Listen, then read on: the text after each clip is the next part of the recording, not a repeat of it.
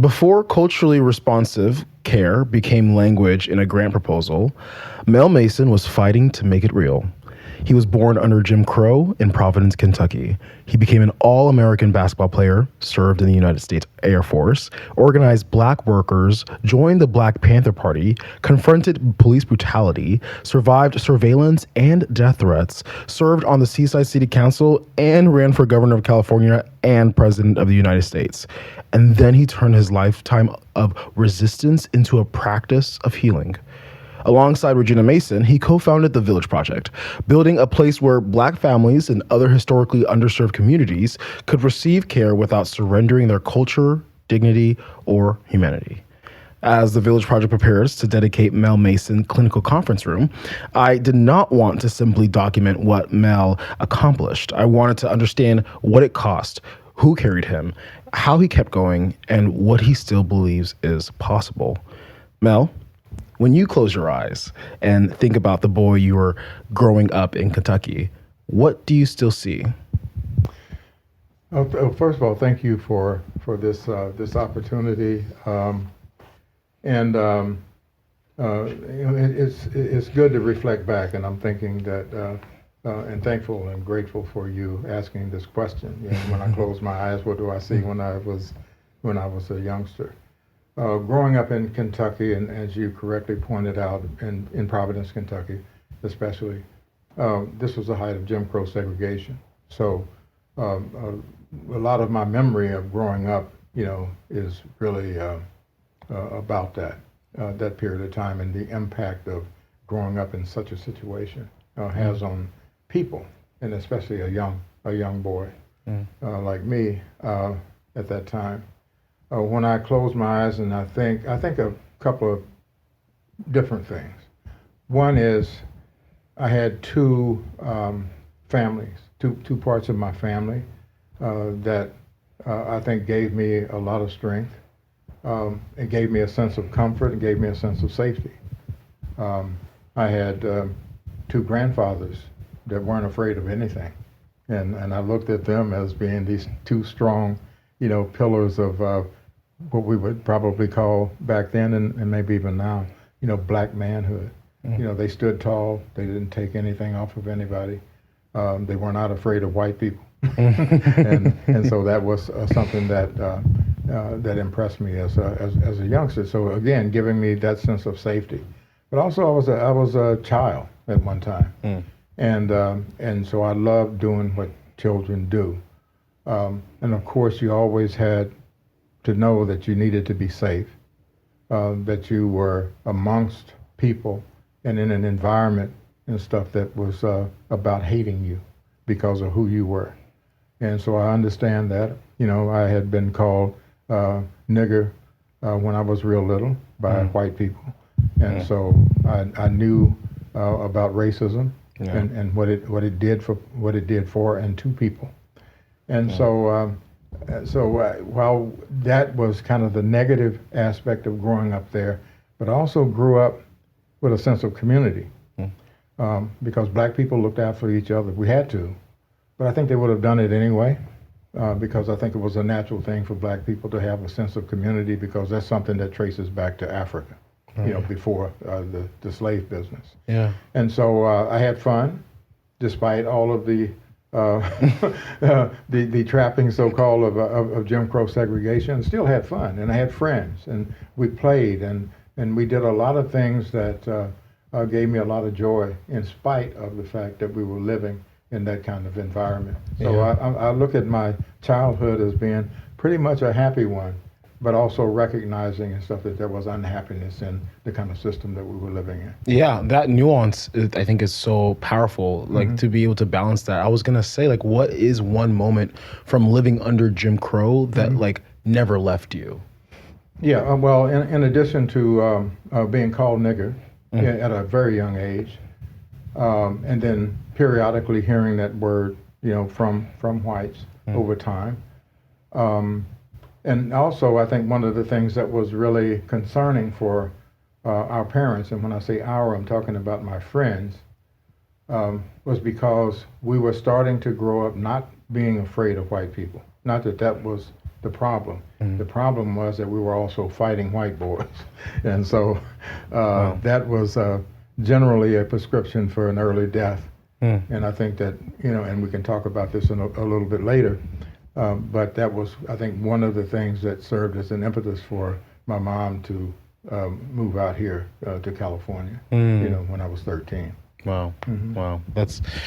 To imagine young Mel Mason, like in the midst of all of these changes and then being called the N-word and trying to navigate how to stand up for yourself. Like, it makes me like wonder, like, before the athlete, before the activist, before the founder, like, who was young Mel? And I was probably a number of things.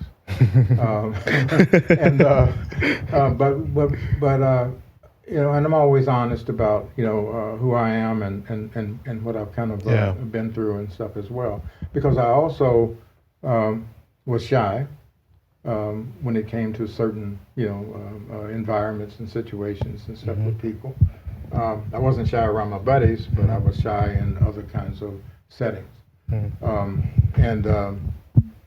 I also was considered to be moody. So there were times when I was, didn't seem to be happy and probably wasn't. I think what I found in later years was that was depression. And that was something that I was living with, but didn't know what it was, didn't have the word to describe that other than moody. And some people said, boy, that boy sure is moody sometimes. Well, that got more pronounced as I got older. And so obviously when I became an adult in later years and stuff, I understood what that meant. But overall, the young Mel was somebody that was still searching to find out exactly what he was supposed to be, what made him him, and also just continuing to find ways to kind of navigate myself through social situations and all of that. So it was a number of different things that the young Mel was, and it was certainly about exploring to see, hopefully, who it was I was going to become. Yeah, and all the N-word and everything that was thrown at you, I mean, it obviously shaped you, right? Like, what do you think, what did racism teach you about everyday people, and what did the racism that you also went through, what did it teach you about yourself?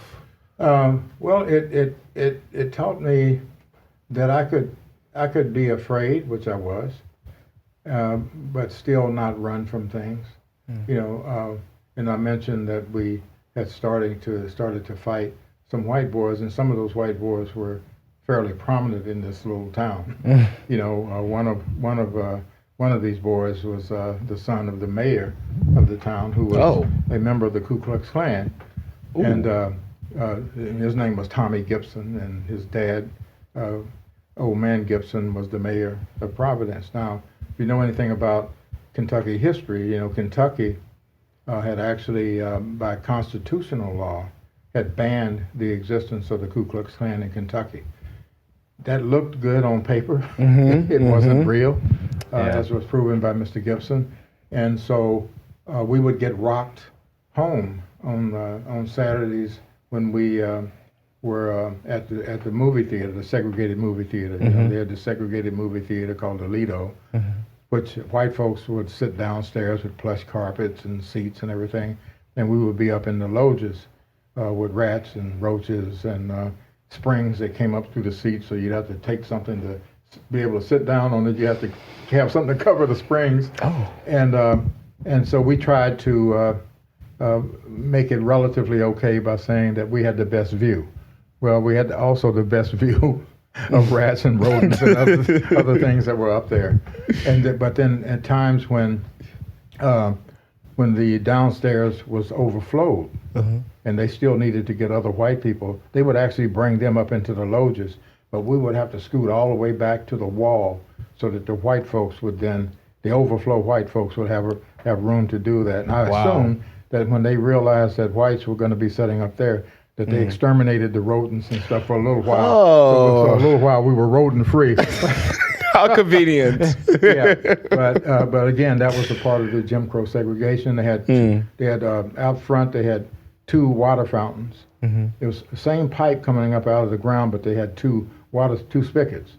The white folks had porcelain, was really clean, nice, sparkling. Mm-hmm. Ours, the spigot was rusty, and they had spiders and all kinds of other stuff in there. Wow. So, and periodically, what we would do when nobody was looking, we'd go drink out of the white fountain, and then run. But, And then run. but that was, that was one of the, sometimes you can think of it as silliness of segregation, but it was a way of continuing to reinforce in every aspect of your existence when you're walking around, the difference between white and black people.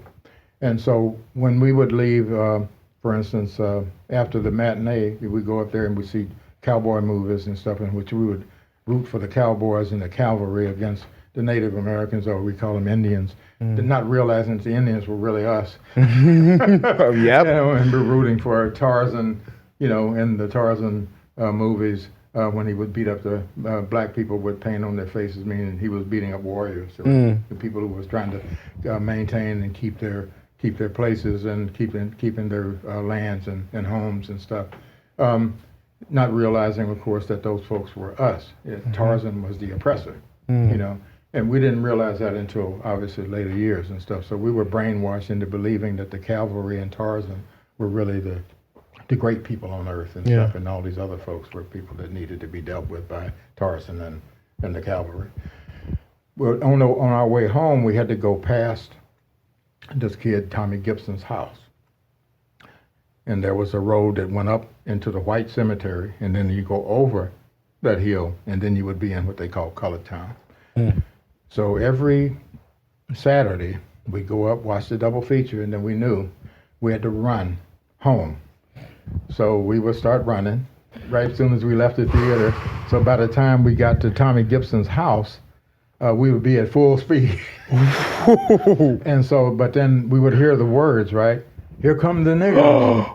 And they would come out and they had bricks and rocks and everything like that, and we would run. It periodically got hit, and we would run, and we tried to mitigate as much damage as possible by being at full speed when we run past Tommy Gibson's house. Then we run over the hill down into Colored Town, but sometimes these guys would actually come over the hill and run down into Colored Town and stuff as well. One of the things that we got from the Saturday double features was, the cowboy movies, was there was something called a border. So whenever somebody was chasing another group of people, oftentimes it might be the sheriff and somebody else, or just other folks who were at odds with the people who they were chasing. But when they came to a border, they'd have to pull up. Well, we know in real life that didn't happen, but in the movies it did. And what it showed us was there needs to be a border. So we decided that the border was going to be at the top of the hill at the white cemetery. The way that we enforced the border was some of us acted as bait, and we had some of our older buddies, either older brothers, older cousins, hiding behind the tombstones with bricks and rocks and whatever else, so that when the white boys chased us, and we went over the hill, and when they went over the hill too, then all of these older brothers would stand up from the tombstones and start firing bricks and rocks at us. Yo! So that established the border, because they didn't know on any given Saturday who might have been hiding behind those white grave cemetery, the gravestones. And so they would stop when they got there. So they no longer went over the hill. So at least that was a partial victory. Wow. But then also we started rocking them, and we would catch them at different places and rock them. And so that was a real concern, because now you got black boys, basically beating up white boys, and so that was setting the wrong kind of model, the wrong kind of example, and that in itself was something of a threat to Jim Crow, because we were supposed to be afraid of them, and we were showing that we weren't. And so that was probably a prescription for some kind of pending doom and disaster for us. And I think that when my mom and family started to see that and stuff, then it was a real concern for them about what was going to happen to us boys growing up there. And again, I think that was one of the incidents that served as an impetus for my mom to eventually, after we had a number of deaths in our family, to move out here to California with my aunt, who was already out here because she had married a very good man who was stationed out here at Fort Ord, and so that's how we got out here. Wow. It reminds me of the Fresh Prince of Bel-Air. I got one little fight. My mom got scared. She said, "You're moving with your auntie and uncle in Bel-Air." That's it. And because the other piece too is, and I'll try not to take too much time with this, but my dad, my father was in World War II, and he was in, of course, we know that the military was segregated, and while they were fighting battles, they were not seen as the same as white, battalions, regiments, squadrons, or whatever. So they were segregated, but they were also sent into the hottest battle areas. And so my father lost his whole regiment. And this was around D-Day. I understood. He never talked to me about it, but I heard from other people. And so when they landed on this one beach, they all, got off the landing barge. My dad, because what they used to do was they would take off their backpacks because it was uncomfortable. And as they're riding in, on the barge, they would take them off, and then when the barge landed and then the doors dropped, they would put on their backpacks with their guns and run off the ship and start fighting. Well, he had run off the ship and he forgot his backpack, so he ran back to get his backpack. And when he did that, the machine gun fire killed every single one of these brothers and stuff, and they had all become really good friends. And he lost all of them. And then my understanding was that he still tried to run out there and fight himself, and the guy that drove the landing barge had to go grab him and basically drag him back to the landing barge. They took him back. He went back to the ship, the only survivor. But what they did with him was not what they would do with white soldiers. They would send them home, probably, after an experience like that. They assigned him to another regiment and sent him into another battlefront. So when he came home, I only remember one sane moment with him. And I was 2 years old. My mom, until the day she passed away, could not understand how I remembered him coming home. I was 2. I remember him walking up on to the porch, and there was this man out there with this uniform on and a duffel bag. I didn't know who he was. And he came in and he told my mom, he said, baby, I'm home. And he grabbed my mom, kissed her, and then he came over to me, picked me up, and he said, "This is my boy." And he kissed me. And I remember that. My mom said, "Somebody must have told you that." I said, "No, I remember that." Wow. I was 2. But as I often think, that was probably one of the very last moments of sanity that I saw from him. And so all I knew was my dad was probably the craziest human being that I had ever known and probably would ever know, because and back then they called it either shell shock or battle fatigue. Now we have another PTSD, term for it. Thank you, post-traumatic stress disorder. Yeah. But also there was no treatment. There was no treatment for anything that black soldiers had when they came back. In fact, black soldiers in different parts of the South especially were actually being shot and killed for having the audacity to wear the uniforms of the U.S. military. Wow. And even though they went and fought for this country, the people that killed them didn't go fight, but they killed them. And so, well, a lot of people, and I think my dad probably was included, they thought if we go over here and show how patriotic we are and then come back, because some of us are going to get killed, well, actually a lot of us got killed, that things would change. And when they came back to the same virulent Jim Crow segregation situation that they left. And so for a lot of them, it was really, I don't think even demoralizing is the right word to describe how they were probably feeling. But this is what I went over and risked my life for. And I tell people all the time when I talk about my dad is that he gave his mind, he lost his mind for a country that hated him. And they proved it, and they proved that to him when he came back.